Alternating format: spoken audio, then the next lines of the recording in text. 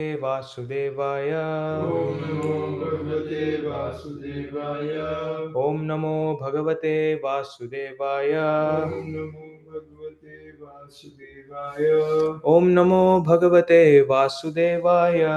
Om Namo Bhagavate. Dictionary release. Today we are reading from Canto 1, Chapter 18, verse number 11.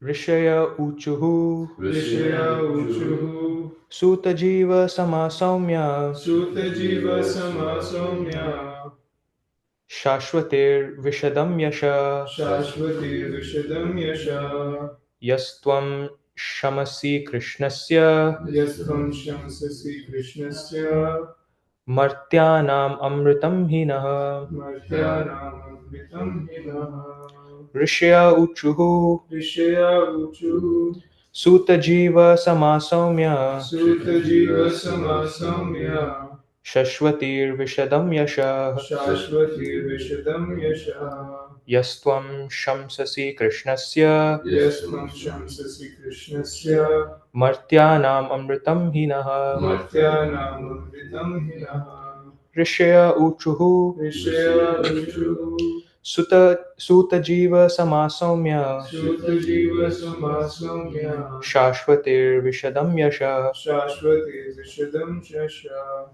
Yastvam Shamsasi Krishnasya Yastvam Shamsasi Krishnasya Martyanam Amritam Hinaha Martyanam Amritam Hinaha Rishaya Uchuhu Suta Jiva Samasaumya Suta Jiva Samasaumya Shashvati Vishadam Yasha Shashvatir Vishadam Yasha Yastvam Shamsasi Krishnasya Yastvam Shamsasi Krishnasya Martyanam Amritam Hinaha Martyanam Amritam Hinaha. Word to word translation and purport by His Divine Grace, Srila A.C. Bhaktivedanta Swami, Srila Prabhupada. Srila Prabhupada ki Jai. Rishaya Uchuhu. Rishaya Uchuhu The good sages said, The good sages said, Suta, Suta, O Suta Goswami, O Suta Goswami, Jiva, Jiva, we wish you life for we wish you life for Samaha, Samaha, many years, many years, Saumya, Saumya, grave, great, Shashvatihi, Shashvati, eternal, eternal, Vishadam, Vishadam, particularly, particularly, Yashaha, Yashaha, in fame, fame, Yahatvam, Yatvam, because you, because you, Shamsasi, Shamsasi, speaking nicely, speaking nicely, Krishnasya, Krishnasya, of Lord Shri Krishna, of Lord Shri Krishna, Martyanam, Martyana, of those who die, of those who die, Amritam, Amritam, eternity of life, eternity of life. He, He, certainly, certainly, Naha, Naha, our. our. Translation. The good sages said, O grave Suta Goswami, may you live many years and have eternal fame, for you are speaking very nicely about the activities of Lord Krishna, the personality of Godhead. This is just like nectar for mortal beings like us. Purport. When we hear about the transcendental qualities and activities of the personality of Godhead, we may always remember what has been spoken by the Lord Himself in the Bhagavad Gita 4:9. His acts, even when He acts in human society, are all transcendental, for they are all accentuated by the spiritual energy of the Lord, which is distinguished from His material energy. As stated in the Bhagavad Gita, such acts are called divyam. This means that he does not act or take his birth like an ordinary living being under the custody of material energy, nor is his body material or changeable like that of ordinary living beings. And one who understands this fact, either from the Lord or from authorized sources, is not reborn after leaving the present material body. Such an enlightened soul is admitted into the spiritual realm of the Lord and engages in the transcendental loving service of the Lord. Therefore, the more we hear about the transcendental activities of the Lord, as they are stated in the Bhagavad Gita and Srimad Bhagavatam, the more we know about his transcendental nature and thus make definite progress on the path back to Godhead. ॐ ज्ञानतिमिरान्धस्य ज्ञानाञ्जनाशलाकया चक्षुरुन्मिलितं येन तस्मै श्रीगुरवे नमः। नमां विष्णुपादाय कृष्णपृष्ठाय भूतले श्रीमते भक्तिवेदान्तस्वामिनिति नामिने। नमस्ते सारस्वते देवे गौरवाणी प्रचारिणे निर्विशेषा शून्यवादी पाश्चात्यदेशतारिणे। जय श्री कृष्ण चैतन्य प्रभु नित्यानंद श्री अद्वैत गदाधर श्रीवासादि गौर भक्तवृंद। हरे कृष्णा कृष्णा कृष्णा हरे हरे, हरे Ram Ram Ram Hare Hare.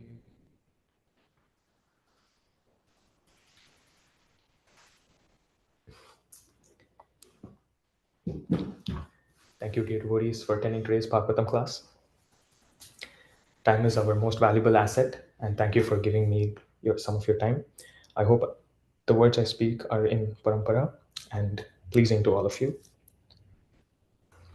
In today's verse translation and purport, Prabhupada is laying a lot of emphasis on the hearing of Srimad Bhagavatam and how that can enable us to go back home, back to Godhead. So Prabhupada's last line of the purport says, the more we can know about this transcendental nature through the Bhagavad Gita and Srimad Bhagavatam, we will make definite progress on the path and on the path back to Godhead. And in this purport, Prabhupada is also talking about uh, the quality of the hearing that we have. So, in the next few verses, we will be looking at themes and topics about hearing. So, for today's class, I wanted to make this theme more pertinent to myself, so that I can purify myself. It's the qualities of what good hearing looks like, and how Parikshit Maharaj embodied some of these qualities. But before that, there's one thing that we must know, and that is about rasa. So, in the very first canto of the Srimad Bhagavatam, there is Pibata Bhagavata Rasamalayam Muhuraho Rasika Bhuva Bhavuka. And it is said that one who hears Srimad Bhagavatam, he tastes something, he tastes some nectar. And this taste is what we would all like to embody in ourselves, because everybody has this proclivity to taste something. So we know from the famous verse from the Bhagavad Gita, it says, Rasovarjam rasopyasya param drishtva nivartate. So what Krishna is telling is, everybody has the proclivity to taste, but you need to realign that taste with the highest, that is Krishna. Then param drishtva nivartate, then you will achieve what is known as the higher taste. And this is the higher taste that all the sages are relishing. That's why when the sages say they're relishing the nectar of Krishna Katha, they are actually tasting, which means they've already achieved the higher taste. So we will look at what goes into reaching that stage, what makes us better hearers, at least as much as we can, in following in the line of Parikshit Maharaj, that makes us taste the higher taste. Now, before that, one thing that we all see is the elements of the Srimad Bhagavatam class, because Parikshit Maharaj had a one-on-one Bhagavatam class, and there were also other audiences, but they were more secondary. But the elements of the Bhagavatam class itself is supposed to create the mood for us to get into better hearing. So we start with Jai Radha Madhav, which is supposed to be the ultimate goal for everybody. So the mood of the Srimad Bhagavatam class begins with Jai Radha Madhav, and that is the most exalted position anybody can ever achieve. So in the NOI from verses 8 to 11, it is all about Vraj, Vraja pastimes of Krishna and trying to enter into those pastimes. So the fact that we begin with the goal in mind sets the tone for the class. So that is, we start with Jai Radha Madhav, and then we have Mangalacharan. So Mangalacharan is not just for the speaker. So when I say Om Ajnana Timirandasya, I understand what can I possibly speak? I am praying to Krishna that may the words of the acharyas shine through me, no matter how translucent a glass medium I can be. I may be as translucent or completely opaque, but still the light of the Srimad Bhagavatam, it is self-effulgent. It can shine through me, and I pray to the acharyas that it comes through. And for the listeners, it is also true that you need the mercy of the Lord to be able to understand it. So it puts us in a more humble position. I'm speaking from mostly for myself. When I'm there and if I also chant the Mangala Charan along with the speaker, I am praying, O Lord, may the words of the speaker purify me, and I'm not qualified to understand. Actually, if you see who are the listeners of Srimad Bhagavatam with Shukadev Goswami, Vyasadev, Narada Muni, there's Sutta Goswami, they're all such highly elevated listeners. What am I? I'm barely a speck there. So please, I will not be able to understand the elevated topics of the Srimad Bhagavatam. So please, Om Ajnanatimranasya, I am ignorant. Please enable me to understand. So it is a plea to the Srimad Bhagavatam. Then after Mangalacharan, we have the verse, word to word translation and purport. And there was one class by Hari Prasad Prabhu where he was talking about how what do you mean by scrutinizingly studying the scriptures. And in that he talks about how the Prabhupada has made it interesting that he keeps the word to word and the translation and a purport for every verse, because that is exactly how one should study the Bhagavatam or any literature for that matter. When you can do sandhi or break word by word, understand their individual meanings, and it's also what Guru Maharaj does in classes. When he comes across a word, it could even be an English word, he tries to see what the root of that word is and where it's coming from. So when we see bhakti, it comes from the bhaj dhatu, which means service. Then we can see, oh, bhakti means it is an expression of love via service. So that's why the word to word, it's sandhi or anvaya that you call it, is necessary for Sanskrit. Then there is translation, which is very essential. And sometimes, very interestingly, especially for Prabhupada's translations, you will see that even if you put the words together, word to word, it may not match the translation. And that's very interesting and actually a very beautiful part of Prabhupada's books, because when he rearranges some parts of the translation, he makes sure that the most essential part comes first. So it's very interesting in Bhagavad Gita 11:55. A verse that I like, mat karmakrit mat paramo mad bhakta sangavarjitah nirvairaha sarvabhuteshu yasa mameti pandava. So if you see, Krishna gives maybe I'll open the translation.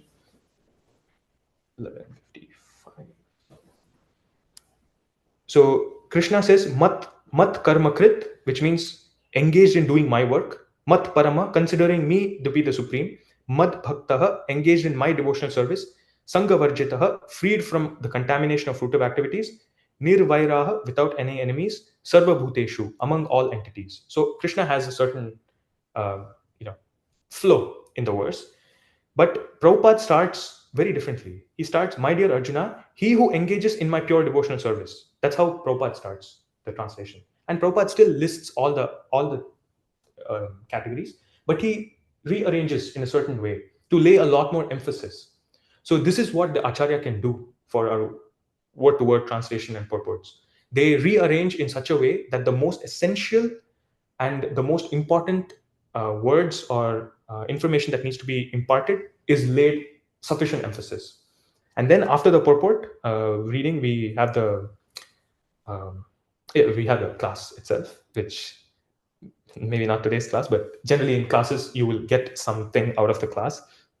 And during the class, it is expected, or the duty of the listener is to make notes, and that is the only way one can study scrutinizingly. That is also one of the aspects of studying scrutinizingly.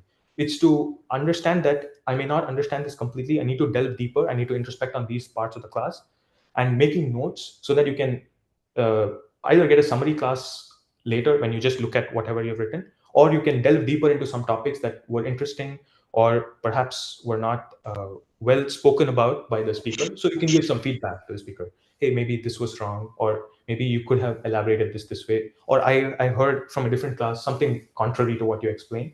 And that opens up some more means for discussion. So once the notes are done, then reflections and questions. In the 17th verse of the first, I think 1117, or maybe I don't remember the exact verse number, but it says that in the order of who gets purified, the speaker gets purified the most. So thank you for giving me this opportunity. The second is the one who asks a question or gives a reflection, because it means that that person has been listening attentively in the class, and they have something to give back, not just to the speaker but to the audience. or they have a question which can enable the speaker to explain more. So when we see Parikshit Maharaj, there are some questions. Some questions were like genuine questions. Some were for the benefit of whoever are there and for others to listen. So he's doing, you could say, God's work. He's asking Sutta Goswami, Shukadev Goswami to uh, speak more about some topics. It's actually very interesting. There are some aspects, like for example, in the okay, we'll come to that a little bit later. And then the last or the most important thing would be the takeaway from the class and actually applying it in your life, because that is what Vigyan is. Gyan is the knowledge that may be spoken or maybe interpreted or maybe understood. But if that is not put into action, then it's just data. It's of no use. You may be able to recall at some point in time, but what effect did it really have? There was no change of heart from that class. So these are the elements of the Srimad Bhagavatam class, and fortunately we have these elements, and it puts us in a better mood to hear the Srimad Bhagavatam even from an unqualified speaker, because the Srimad Bhagavatam is self-effulgent. So even through an unqualified speaker, Krishna can speak to the devotee. So I think I was discussing with Anand Chaitanya Prabhu once about how when when he was sitting in, I was comparing like what Anand Chaitanya Prabhu and Kautukarna Prabhu would get from a class, for example, which is just a small discussion. Like when Radhanath Maharaj is speaking, and the same words are heard by Kautukarna Prabhu and Anand Chaitanya Prabhu, there's a very, very high chance that because Anand Chaitanya Prabhu has taken shelter of his Gurudev, he will get something very different from what Kautukarna Prabhu gets. Which means Krishna wants Anand Chaitanya Prabhu to get something different. Similarly, when Vaisheshika Maharaj is speaking, Kautukarna Prabhu is bound to get something different. There is no means that one is higher than the other. I'm just saying it's very different because one is more surrendered there. So Krishna can make one receive something different, a gift, through the Bhagavatam class. So no matter how unqualified the speaker is, it can still come through. Now when we come to attentive hearing of the Srimad Bhagavatam, Canto 1, Chapter 5, verse 26, where Narad Muni is speaking, I will.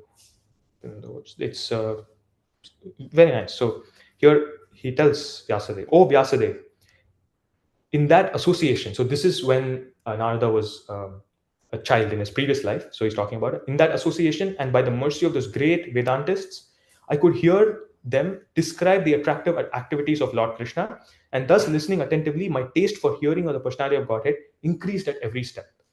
And so the emphasis here is on listening attentively, and the taste for hearing about the personality of Godhead increased. So it is our duty to investigate on this a little more deeper. What is attentive hearing, and how will that enable us to taste what the authorities are tasting? Because that's what we are all after. We are after the taste. So the first thing about tasting the taste uh, is developing faith in the Srimad Bhagavatam. So in the second canto, there's this beautiful verse: "Pravishta karna randrena swanam bhava saroruham dunoti samalam Krishna salilasya yathasharat." So the verse says that Pravishta karna randrena, through the ear holes, whatever we hear from Srimad Bhagavatam, it enters the heart and cleanses it. And then it gives an analogy of how the cleansing happens, like how in the autumnal rains, the rains hit the puddles and then cause the dirt to be, you could say, overflowed from that puddle. As a result, it gets cleansed.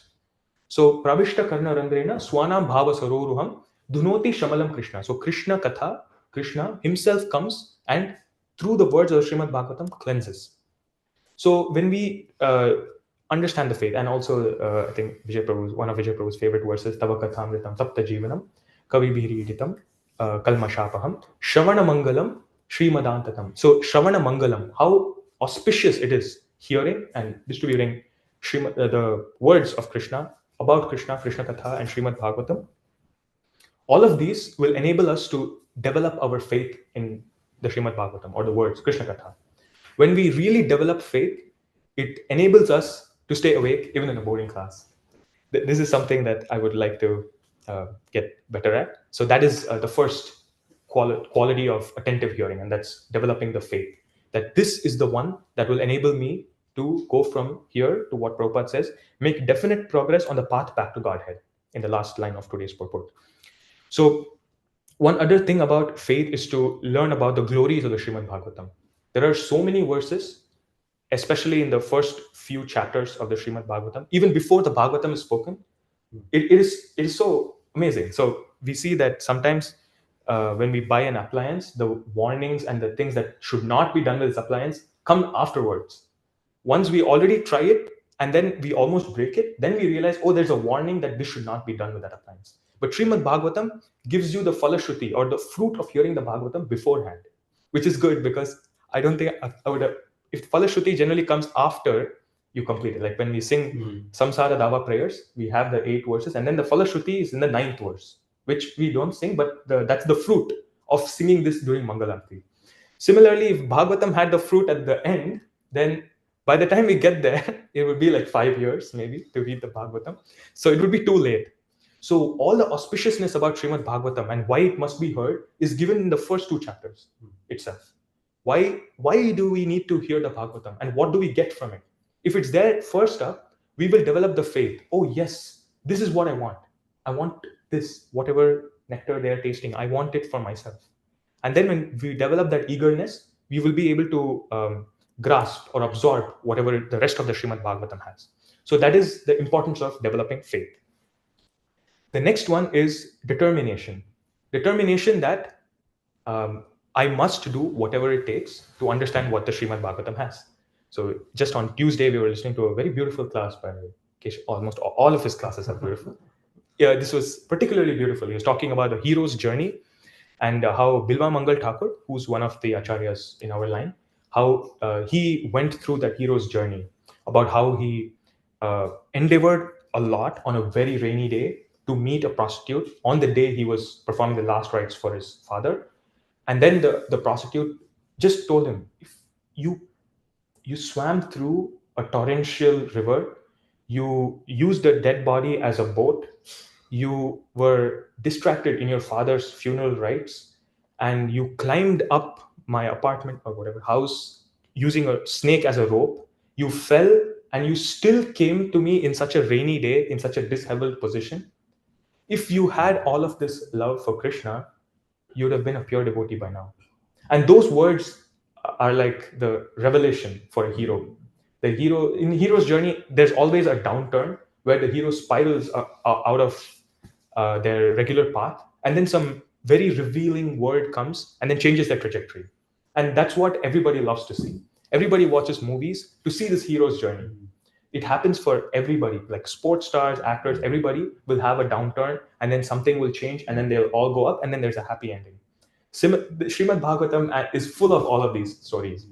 We see hero's journey in Bharat Maharaj across lifetimes. We see hero's journey in almost every character in the Srimad Bhagavatam. And when we see somebody like Bilva Mangal Thakur, we see that they have the determination that I must do whatever it takes. And yena tena prakarena mana Krishna niveshayet. In the Rupa Goswami states in the Bhakti-Rasamrita Sindhu that we must do whatever it takes to achieve the lotus feet of Krishna. Yena tena prakarena mana Krishna niveshayet. I see some of the devotees having that attitude. No matter what it takes, I will get this done. That I will get this done attitude, when it is dovetailed in Krishna's service, that's unmatchable, cannot be matched. So that is the determination that is required. So when someone has a determination, automatically there's attentive hearing. Then then one next thing is respectful. Being respectful for the Srimad Bhagavatam. I don't know about today's speaker, but to every other speaker, you should be respectful because book Bhagavat and the Persian Bhagavat, generally they are adored and given immense respect. And when we see when Sutta Goswami was there, he was given the asan and he was asked to be seated there, and everybody stood up when he came. His Sutta Goswami, and also for when Shukadev Goswami was there, his father himself was in the audience, and he stood up and told, "Yes, he's the most qualified speaker. He should be speaking." So we see that in ISKCON that respectful attitude is there, and which is amazing. I've seen so many times. I think I've quoted multiple times when Kadukana Prabhu was giving the class. Dravida Prabhu was sitting like basically right in front of him. Dravida Prabhu has, I mean, like, come on, he's up there, right? He's listening to everything, and he's also reciprocating. When Kadukana Prabhu was saying some words, he was also singing along with him. And maybe one verse or something, Prabhu was thinking about the word, and then Dravida Prabhu finished it for him.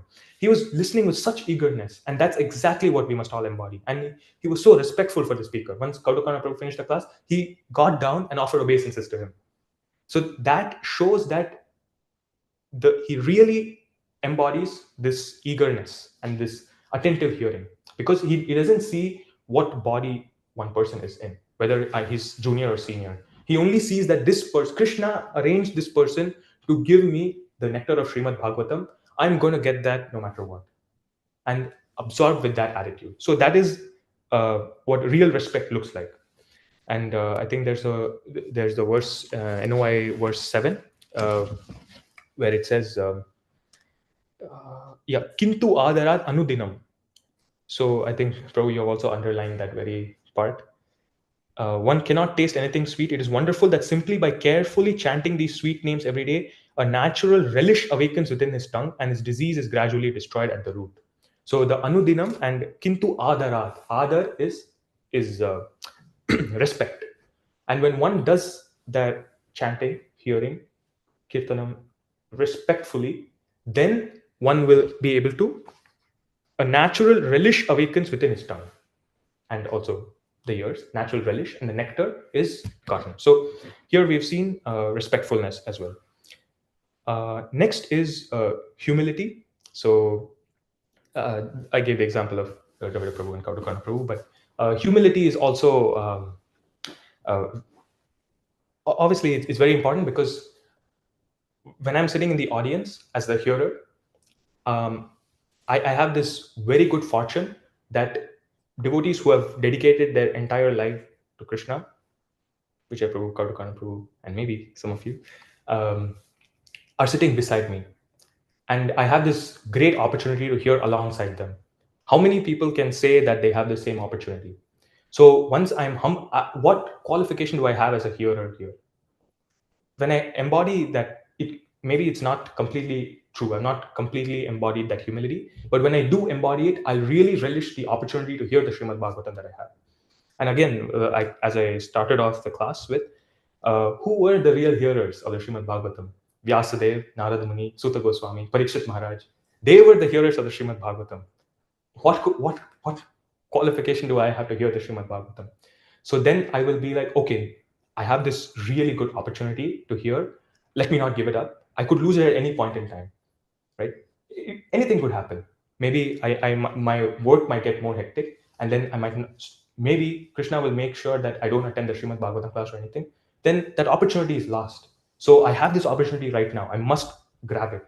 And then in that humble mood, if one listens to a Srimad Bhagavatam, even if the speaker is unqualified, you will still get something out of it. So we see when we have that I don't deserve to be a hearer attitude. And oh yeah, we also see Parikshit Maharaj talk about it. He himself says, I'm Kshatriya Bandhava. We also know, he tells Shukadeva Goswami that you are a Goswami, you are a sannyasi. I'm a king, I'm a materialist. Why would you speak the Srimad Bhagavatam to me? We see in the Chaitanya Charitamrita as well, Pratapruddha Maharaj, Chaitanya Mahaprabhu would not associate with him because he's a materialist. So similarly, he's telling, I'm a Kshatriya Bandhava. What qualification do I have to hear? And he tells it to Shukadeva Goswami himself. So he shows that he's humble, he knows. Parikshit Maharaj is saying that he is not qualified to hear the Srimad Bhagavatam. So clearly, we must, at least I must, try to embody a similar stance. When I really understand that, what qualification would I possibly have? Then the heart opens up, and the speaker can give all of the information, and you can really absorb it. That's the next ingredient of attentive hearing. The heart opens up, and then we receive the true nectar. And you can also offer a prayer. Please inspire me through today's speaker. And when we do that, then really we can relish the Srimad Bhagavatam.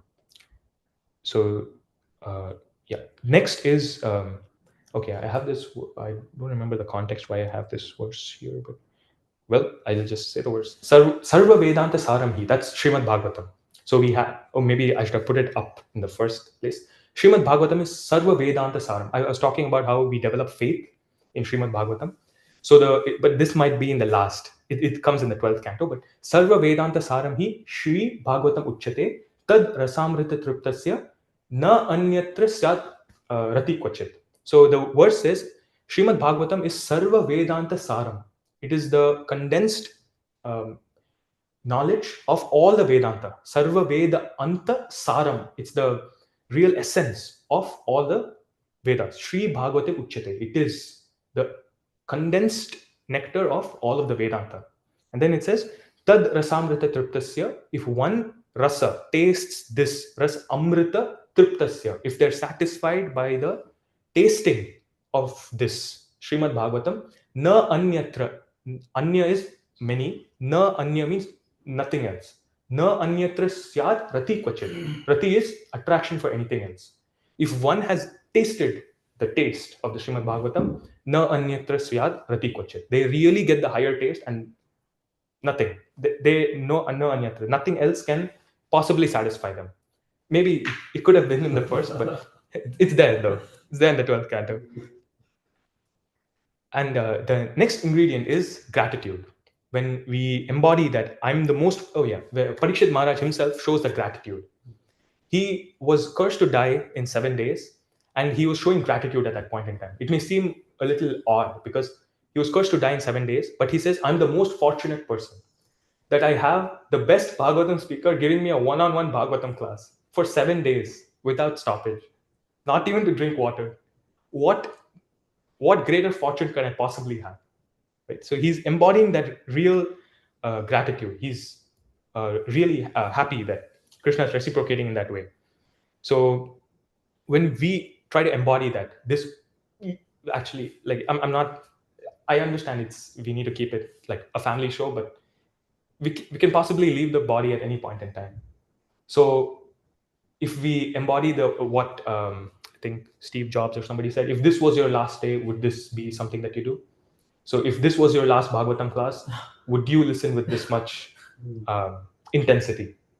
If we think in that manner, then it can really help us. This is just some, you could say in a way, some, I'm saying it. It's not from the Shastras, but if I think if this is the last Bhagavatam class, would I still fall asleep, or would I give it my all? Would I listen with that intensity? So that is, yeah, all the sleep would go away. Um, yeah, and one more thing that I think we also see it in the temple is when Maharaj gives class, everybody comes, but when there's any other speaker, the audience turnout is like a fraction, right? So if you see in Parikshit Maharaj's case, he came there, he didn't know who the Bhagavatam speaker was, right? He came there, and there were sages assembled there, and then they appointed a speaker. So his coming there was not that he knew Shukadev Goswami is the Bhagavatam speaker, and so he came. So the way I understand, I sometimes skip the Saturday class, which is not good, and that's why Kaudakana Prabhu said I should cook on Sunday so that I can attend the class in person. I will work towards this. But and I'm speaking it in Srimad Bhagavatam class with a live audience, so I'll try to hold myself accountable to this. So it's everybody heard it. So and I'm also not criticizing, but I'm just saying it's an observation. Like when devotees see that Maharaj is speaking, they throng. The whole temple is full. When it's not Maharaj, the temple is a little empty. So there, the choice has been made. Maybe obviously everybody have their own lives. They have many responsibilities. But if one is grateful when we see the devotees going always, come on, Vijay Prabhu goes, you go, Adinath Krishna Prabhu goes. They sit right in front of the speaker. And yeah, Anaswara Prabhu. Oh, obviously, Anaswara Prabhu goes. So I want to follow in that line. I want to sit there in the Srimad Bhagavatam class, be grateful. The speaker has spent a lot of time preparing, and they're condensing all of their realizations into that class for a certain topic. The least I could do is give my attention to them.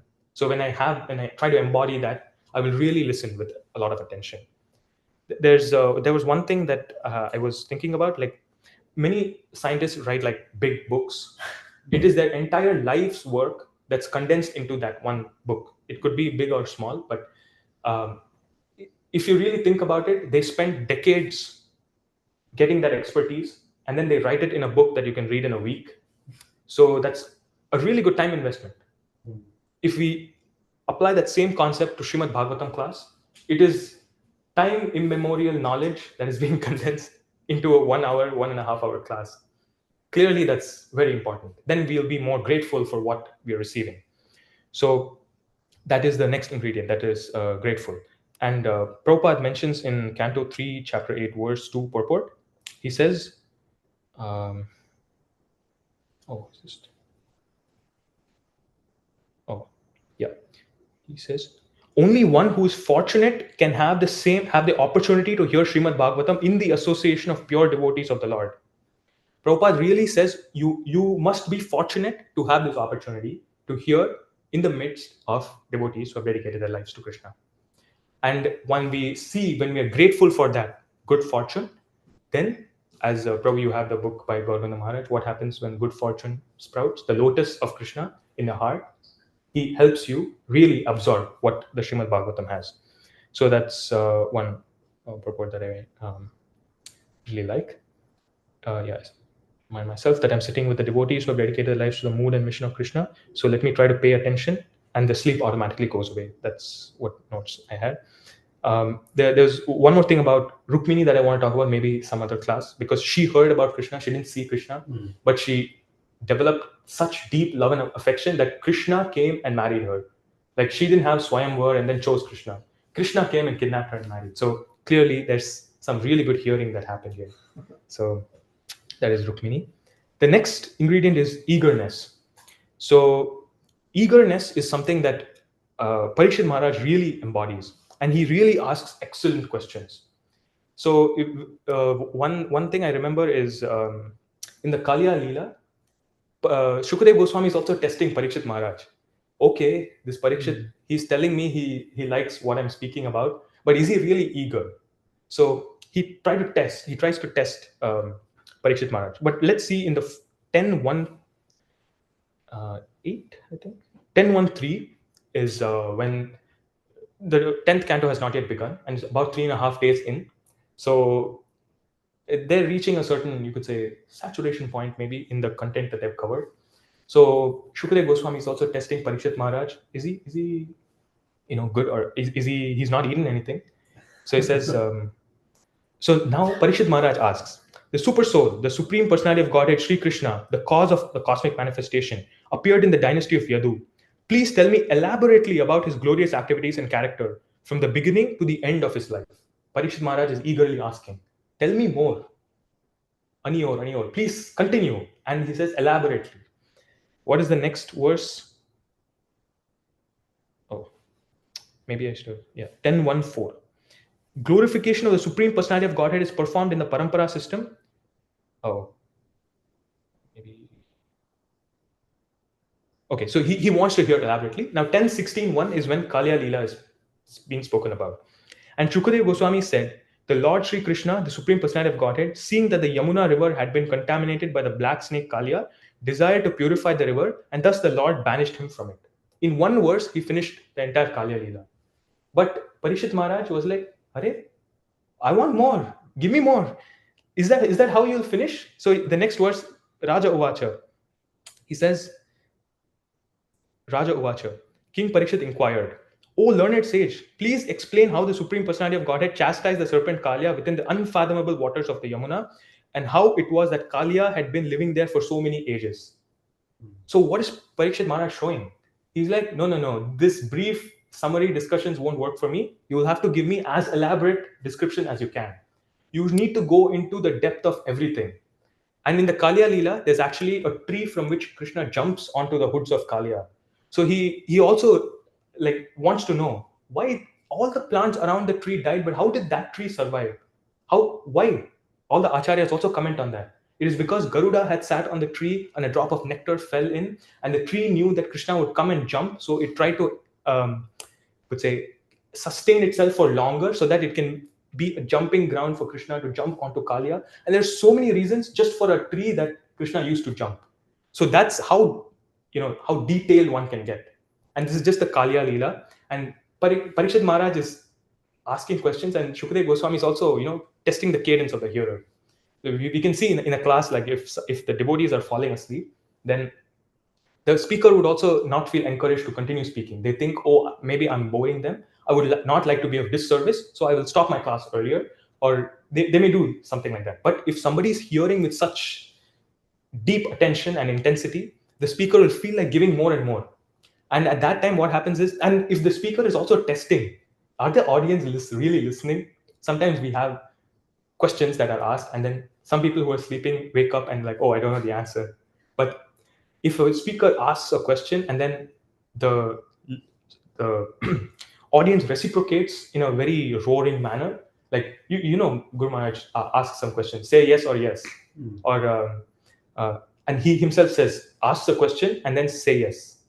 Guru Maharaj says like that, right? So what happens is it makes sure everybody are engaged and listening with a lot of attention, and that reciprocation is exactly what Parikshit Maharaj is having here. He's saying, this won't do, you'll have to give me more. So that is eagerness. um, yeah, the eagerness to hear about God is the first qualification of a devotee eligible for entering the kingdom of God. That is from a purport that Prabhupada had. I am afraid I mixed it up. Maybe. Okay, it doesn't matter. But more in terms of inquisitiveness. The next ingredient is inquisitiveness. And here we have 10.1.8. Parishit Maharaj is asking many questions very purposefully. He asks, my dear Shukadev Goswami, you have already explained that Sankarshan, who belongs to the second quadruple, appeared as the son of Rohini named Balram. If Balram was not transferred from one body to another, how is it possible that he was the first in the womb of Devaki and then in the womb of Rohini? Kindly explain this to me. So he's telling, okay, you tell me. He already knows all the information. He has heard it before, but he wants the to hear it from the lotus lips of Shukadev Goswami. He's already giving the context for the question, and he knows that Kalia has been living there for many years. But you please explain it to me.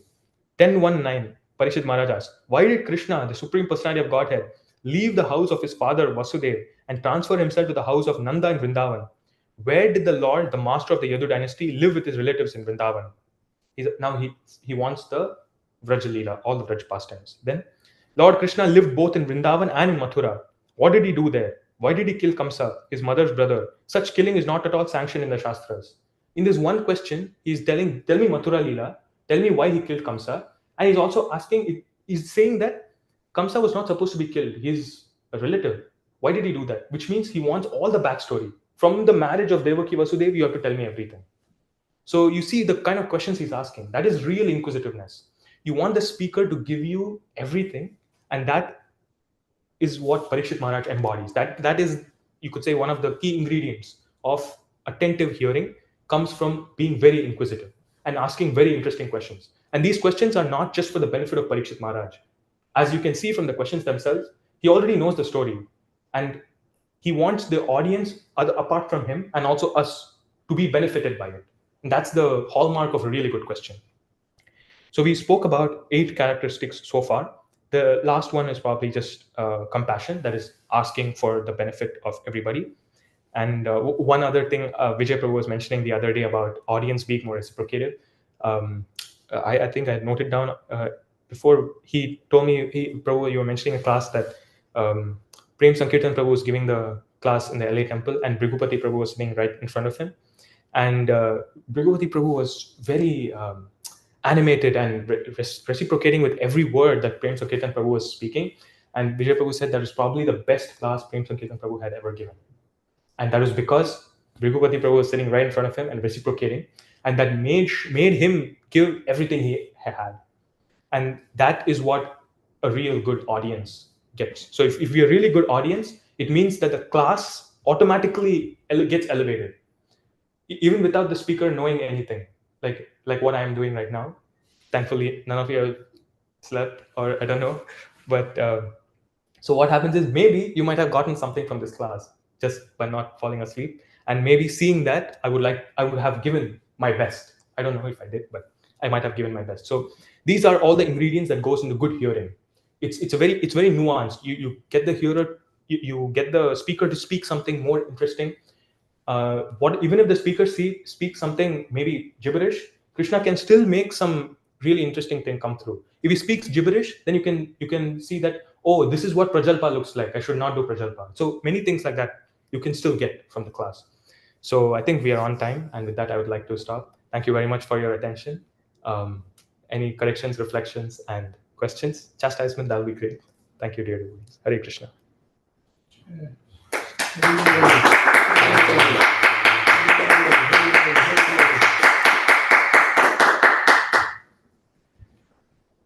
I like the point about many times the inquirer asks for the benefit of others. So we see that in Bhagavad Gita, Arjuna already accepted Krishna as the Supreme Personality of Godhead in 10th chapter. But he's asking, how can we know you? How can we please tell your opulences in detail? So how can I see you being the Supreme Personality of Godhead in the world? How have you expanded yourself in this world? So he's asking for the benefit of others so that they can appreciate Krishna in the universe. Although he has already accepted Krishna as the master of the universe, as the life of all living beings, as the supreme personality. So yeah, it is important to see that these conversations are for my benefit. Even though Parikshit Maharaj is on a very exalted platform, he's asking for my benefit. Thank you. Thank you. It was Brahma Vimochana Lila was the same situation, if I'm remembering correctly. It's discussed in Krishna book that when Shukadeva Goswami was explaining, he said that then the Gopas and everything came back 1 year later. Oh, yeah. And then Parikshit Maharaj inquires, wait, what happened in that year? And then that's the only reason. And Brahma Vimochana Lila is one of the most powerful Leelas we reference all the time to showcase how even Lord Brahma Ji was unable to see Krishna's. So like we can just imagine that such a important lesson what could have been entirely skipped. Yes. And Parikshit Maharaj Not us. just like what a That's beautiful. Yes, bro. Like Krishna coming as the Gopas, and then the mothers Yeah. loving their children even more. We wouldn't have gotten that. Very nice. Yes, true. Oh, that's not. That is from a movie. yeah, the start. But Krishna is always sitting with his Gopa friends. So Brahma's we is can. the plane in the back. Okay, yeah. Yeah. That's right. Yes, bro. I will get that verse. That's a very good point, actually. Thank you, Prabhu. So I was also able to make some notes from the class. If not, we can stop here. Srimad Bhagavatam ki jai.